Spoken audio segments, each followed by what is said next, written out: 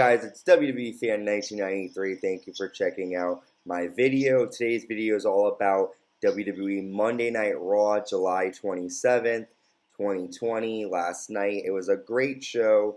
It seems like SummerSlam is right around the corner, so we're building up to it. Make sure you subscribe, hit the like button, hit the notification bell so you stay notified when new content's created. I'm with my co-host Carlos. Hey, what's up, guys? Carlos here. You can find me on Instagram at allaboutWWE 2020. Make sure to follow and look at the content I post. I post every day. Yep, he posts a lot of stuff. He also posts live coverage of Raw through his Instagram, through pictures and stuff. So be sure to follow him. Follow the channel as well. Leave a comment. Let us know your thoughts on this week's episode of Raw. So Carlos, let's get right to it. Raw opened up with Randy Orton. He comes out and he says he's been called several names throughout his career. He says his longevity and consistency are superior to Stone Cold Steve Austin and The Rock. He vows to continue to do whatever he wants. He does say that something's missing. Randy Orton wants to be WWE Champion again. He says that Drew McIntyre used to be the chosen one, and after a rough path of struggling, he fought his way back to the top of WWE. Randy says he respects McIntyre, but the champion has a problem because he has what Randy wants. So Randy says he wants a WWE Championship match at SummerSlam, and when he takes the title, McIntyre will never see it coming. So Carlos, what did you think of this whole segment, Randy Orton challenging for the title? I really love that segment. I was not expecting him to challenge Drew McIntyre for the title. But I kind of felt it coming, but I didn't want to know, say when. But I felt it coming. And, yeah, I really love the segment. I feel like McIntyre's days as champion is coming to an end soon. Oh, so you think Randy will win at SummerSlam? Yes. Oh, all right. He said he won't see it coming. If he doesn't lose it at SummerSlam, he's going to be losing it either before or after. He said he'll never see it coming. You can never trust what Randy Orton says. I got you. Randy will be next champion. He's on the roll too. He is, for sure. My only question with this is storyline-wise, he's been the legend killer these past couple of weeks, and, I understand Edge got hurt, but I thought that Christian was going to have a rivalry with Randy Orton, so I'm kind of confused with them just pivoting from that storyline right into this, but I understand it because Randy Orton has a lot of momentum now. Everyone's talking about him, and these two will put on a great match. I just think I really liked him in the Legend Killer role. I don't really like him as a main eventer because I feel like his time has already come. I liked his matches with Edge, obviously. Edge is my favorite wrestler, so I enjoyed that. But I just think he's been world champion numerous times. I don't understand why he still needs it again. I thought he was just going after legends.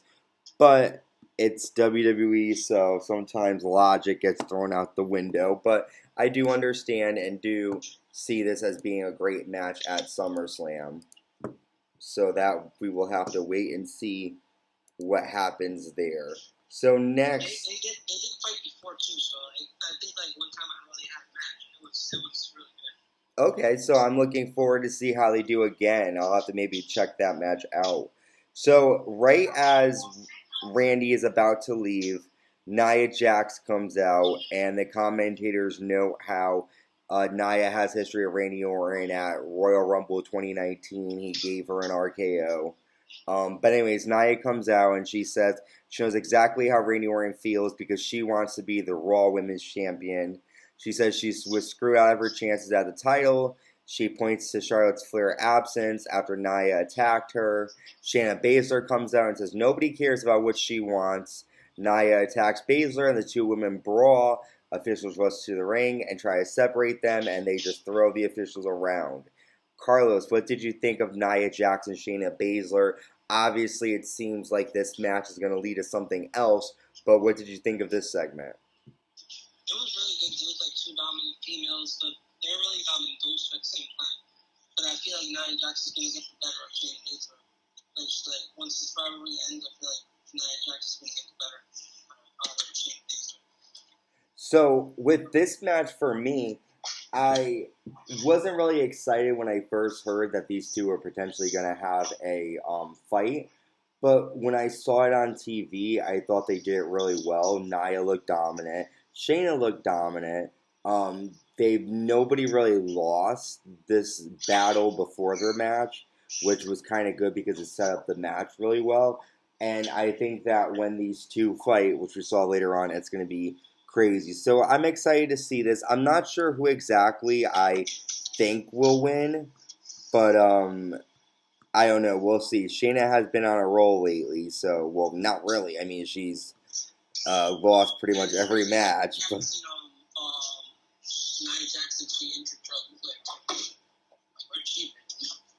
yeah, and Nia Jax is very powerful, and she's only been champion like once, so maybe she could go out and win the title. But I think Shayna Baszler, if she doesn't win it this time, I'm hoping for WrestleMania. So Street Profits come out. They talk about how Viking warriors could have stopped Thanos from snapping half of the population out of existence.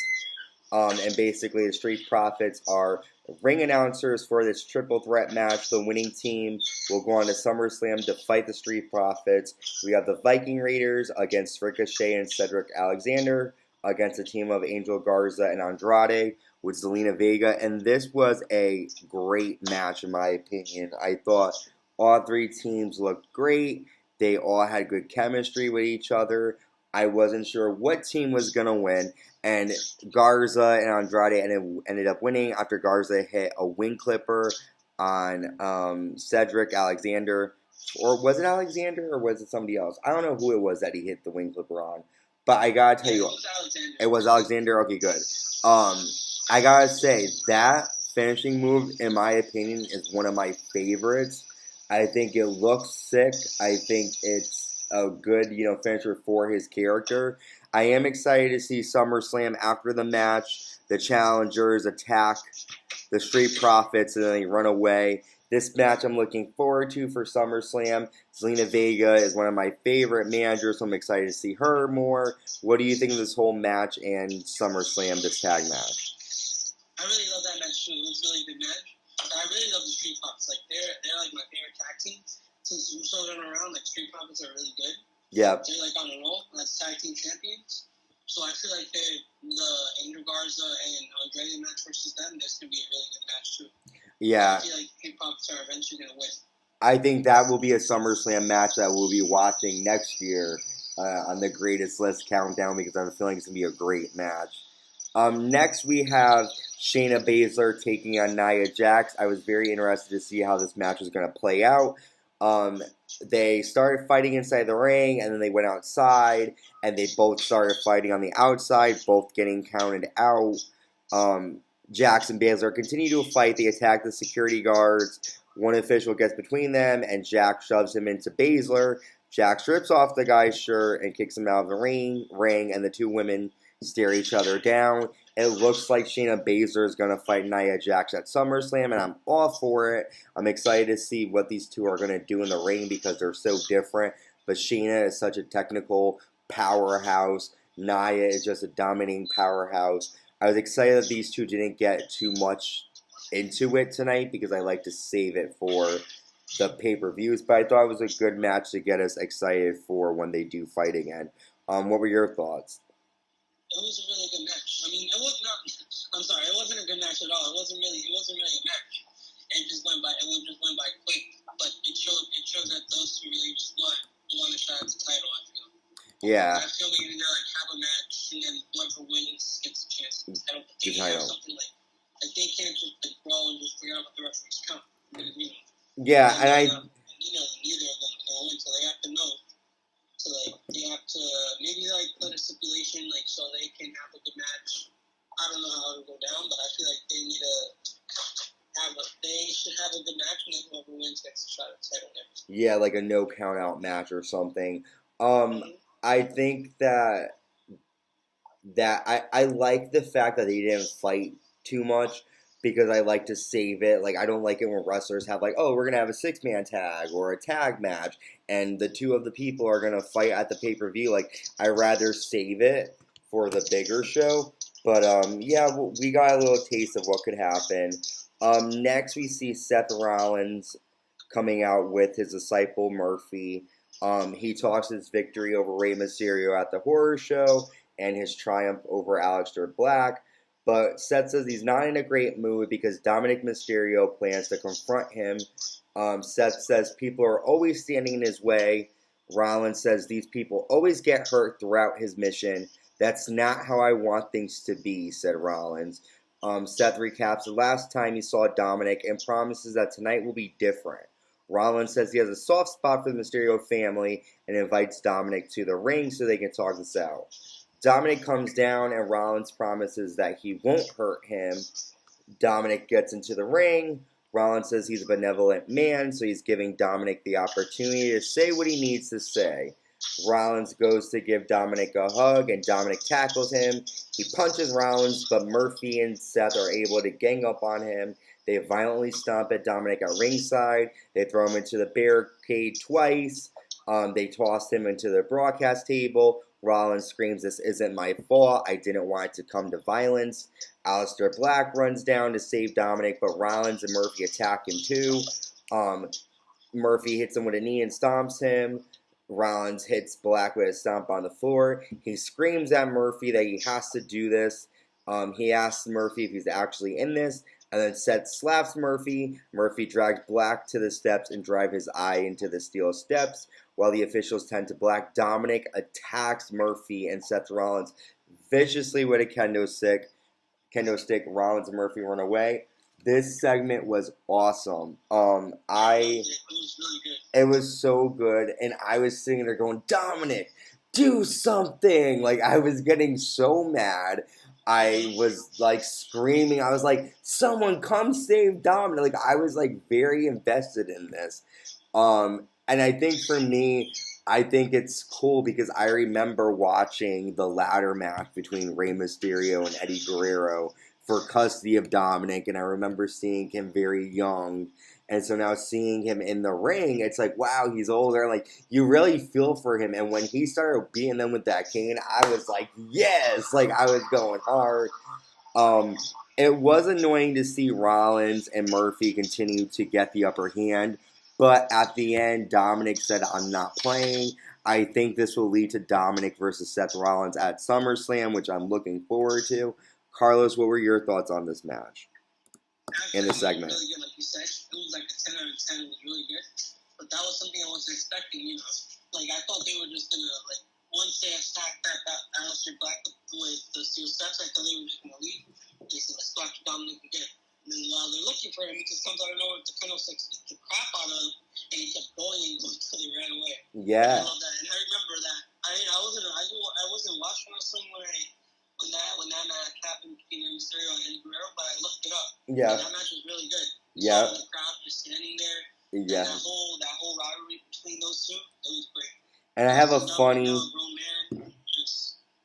funny fact about that match. So, you know how, like, at the end of it, when Eddie is on top of the ladder, he's just standing there, and all of a sudden, Vicky comes running down. Well, Vicky was supposed to run down a lot earlier, and that's why Eddie is just standing on the ladder. So he's going, where's Vicky? Tell Vicky to get down here. Because she missed her cue, and then all of a sudden, she comes running down mad late. And then takes him off the ladder. That's a great match, though, too. I think Dominic is going to be great in the ring. I think he's going to be impressive, and I'm excited to see that. Next, we have the VIP Lounge. We have MVP with Bobby Lashley and the new 24/7 champion Shelton Benjamin. They are a part of the Hurt Business. They lost to Cedric Alexander, Ricochet, and Mustafa Ali. MVP says he wants to help Ali see the light, and he welcomes Mustafa. What's his name again? Mustafa Ali, right? R-Truth messed me up when he called him Mufasa. I was like, wait. Mustafa Ali. So he comes down to the ring, and MVP says people who make the wrong decisions are the Hurt Business's enemies. Ali says he's happy to be back, that he's on Raw, and that he has the opportunity to be a real champion. MVP says that Ali deserves credit because he's talented. He also says that Ali can accomplish all of his goals if he makes the right decision. Ali says he's not buying what MVP is selling. MVP says Ali isn't thinking clearly, and he's going to face Lashley, the CEO of the Hurt Business, tonight. MVP reminds Ali of what happened to Apollo Crews. He says he'll send Ali back home. You can be champion or you can be chum in the waters, MVP says to Ali. Ali still rejects the offer, and R-Truth runs out and attacks Shelton Benjamin. He tries to pin the champion, but Benjamin kicks out, and then Truth runs away. We then go to the match between Mustafa Ali and Bobby Lashley. This match was pretty chaotic. We saw Akira Tozawa get involved. Basically, Lashley got rid of him. He regained control of the match, and he ends up he makes Ali tap out to the full Nelson. Pretty decent match. The Hurt Business kind of reminds me a lot of the Nation of Domination from back in the day. What do you think of the segment and the match? I feel like the segment was really good, but I feel like Mustafa Ali built up more as like the underdog. Like maybe he should have beat Bobby Lashley last night instead of Bobby Lashley just making him lose. Yeah. Easily, and like maybe he should have lost maybe by like disqualification. But I feel like last night would have been the perfect time for Apollo Crews to return. Yeah. But yeah, I like the segment. It was all good, and I like all the chaos that ensued. Shelton Benjamin and everybody trying to get the 24/7 championship. Yeah, it was chaotic.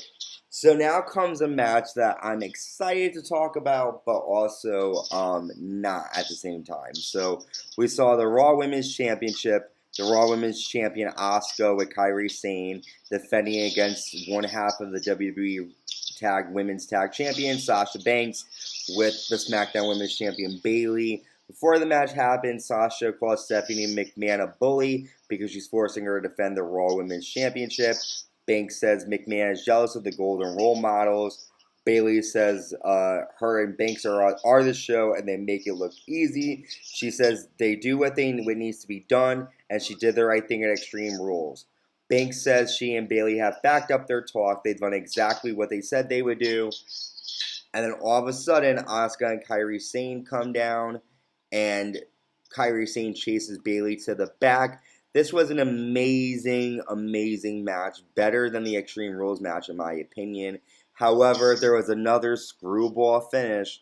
Backstage, Bayley attacks Kairi Sane. The Assault attacks Asuka. Sane screams Asuka's name, so Asuka runs to the back, gets counted out, and Sasha wins the title.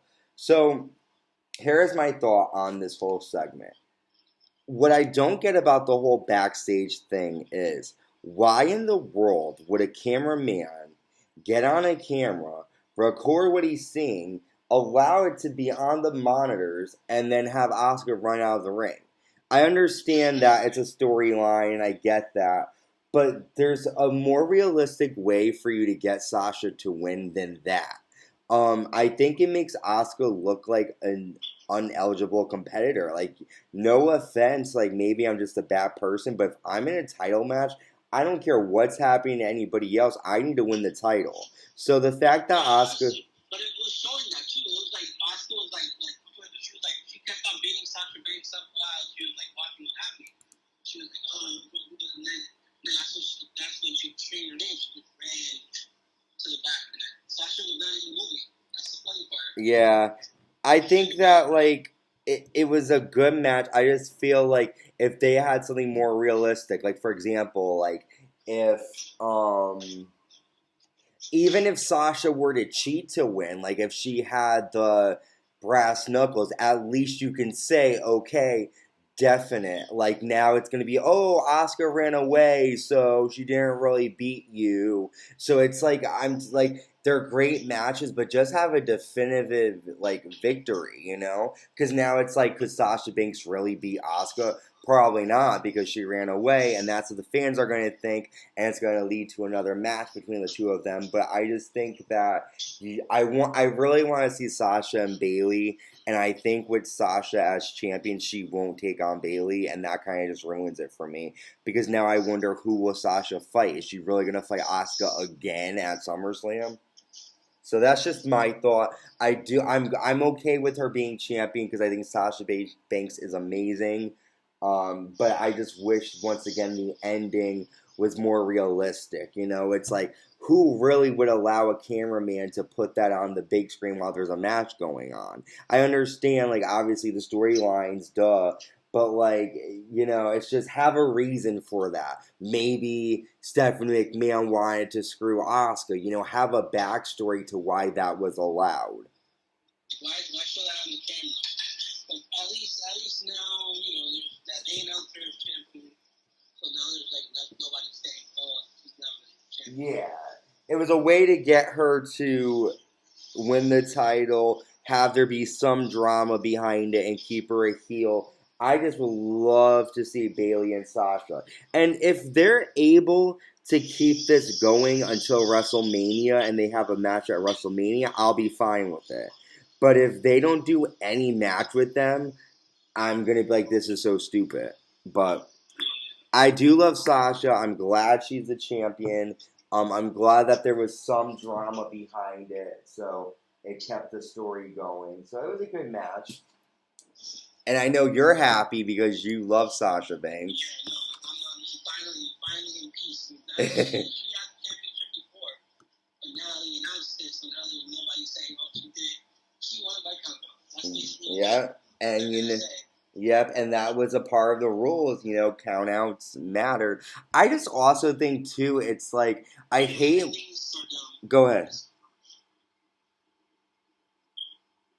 Yeah, endings are dumb. I feel like they should have maybe like Sasha should have rolled her up maybe.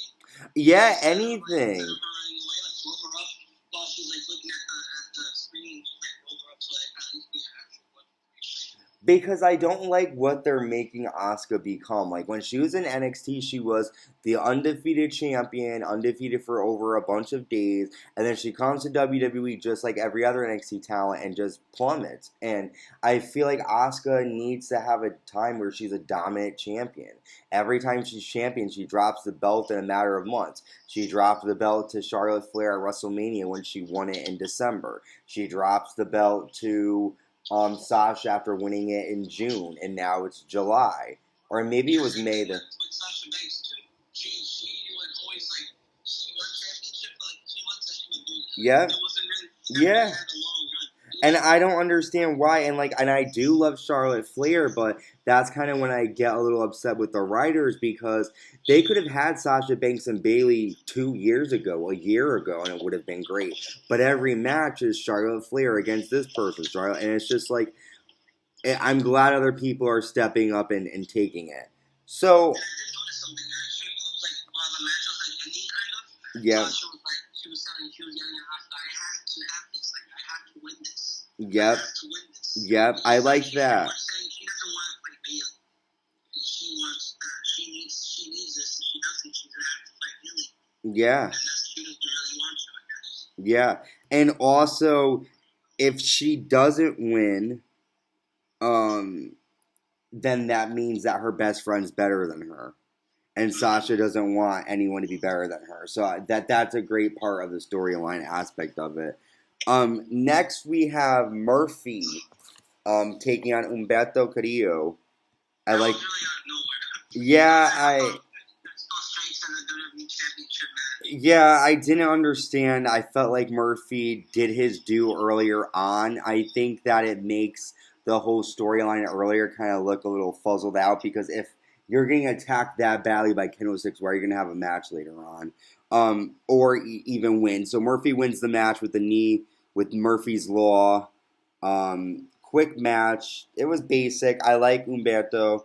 I can't wait to see him move up a bit more, but right now he just lost to Murphy. It was pretty basic. Yeah, but I don't really like why. Where was the problem? I heard like somebody, Tom Phillips say, oh, like he graduated from like Monday Night Messiah, like he doesn't work with Seth Rollins no more. I don't know. I heard them say like Seth Rollins let him free or something. Usually Seth Rollins out there with his matches, but he wasn't. Well, what I also didn't like is that like I just think it's not relevant. There's no need for it. I do. Also, this is what I was gonna say. Why didn't Humberto come out and help Aleister Black and Dominic? You know, like it's like if you're backstage, you know, you're fighting Murphy later on. Go out there and kick his ass. You know, like I don't understand why. You know, he was just backstage and he comes out and he's all like smiling. It's like, dude, you just watched your friends get annihilated and you didn't do anything. Yeah, he's cool with Aleister Black too. Yeah. Well, so then we get our main event. The WWE Champion Drew McIntyre comes out. He accepts Randy Orton's challenge to a match at SummerSlam. He acknowledges that he doesn't have Orton's impressive list of accomplishments. He says he knows everyone thinks he's the underdog, and he says Brock Lesnar underestimated him too. McIntyre said he'll see the Claymore coming. The Dolph Ziggler comes down. He demands to know the stipulations to their match. McIntyre says Ziggler inspired him. This bout will be an Extreme Rules match, but this time those rules apply to McIntyre too. It was a great back and forth match, very crazy. Drew McIntyre won after a Claymore through a table for the win, and then right after the match, Randy Orton runs in and hits McIntyre with an RKO and grabs the WWE Championship and raises it in the air. What were your thoughts on this match? It was a really good match. I love that spot when he Claymore him through the table. But I also like when he body slammed or whatever he did to Dolph Ziggler through the plexiglass. Yep. That was really good too. Yep. Yeah, I thought it was very intense. And then when Randy Orton came out of nowhere and RKO'd him, I was not expecting that. I was like, I was kind of, but I'm like, waiting. I'm like, look, Randy, once he had picked up the title, like to celebrate, I'm like, Randy's gonna come any second now. Yeah. Any second now, boom. And he came out of nowhere, yeah. Yeah. I thought it was good. I thought it was a good match. I thought the ending was good. I kind of expected Orton because that's, what he always does. But yeah, I guess, this match will be good. I think Drew McIntyre will get the upper hand next week, hopefully. And then after next week, we're 2 weeks away from SummerSlam. So that's it for Monday Night Raw. For this Raw, I give it an 8 out of 10. I thought it was good. It wasn't great, but it definitely did push the storylines along. There are some things I'm excited about. I'm excited about Nia Jax and Shayna. I'm excited to see what happens with Asuka and Sasha. What's next for Drew McIntyre and Randy Orton. Andrade and Angel Garza. What's next for them? So I felt like this kind of moved things forward. What did you think? I thought the Raw was really good. There was a lot of build to SummerSlam. I'll give it like an 8 out of 10, just because the effed up endings to the Sasha and Asuka match, and the out of nowhere match between Humberto Carrillo and Murphy. Yeah, 8 out of 10. Pretty random stuff. So thank you guys for checking in. Remember to subscribe, hit the like button, hit the notification bell. There are some new content that has been out. We just released the SmackDown recap. We are currently recording the greatest SummerSlam matches of all time. That will be out in a couple weeks, so be on the lookout for that. Check out the other videos. We have match recaps. We have pay-per-view recaps, NXT match lists. We have so much stuff, so much content. Drop a comment. What did you think about this Raw? What do you think about Drew McIntyre against Randy Orton? Share your thoughts. Carlos, how can people find you? You guys can follow me on Instagram, all about WWE 2020. Just give it a follow and leave comments and likes, and we'll see you guys soon.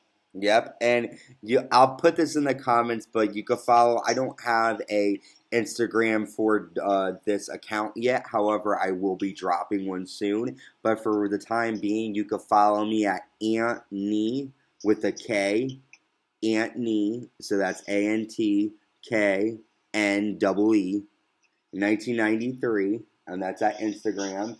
And be sure to like, subscribe, and we will see you guys soon with the next video. We have the NXT recap coming out soon. On Friday, you'll be getting the current state of WWE. So be on the lookout, hit subscribe, and I will see you all soon.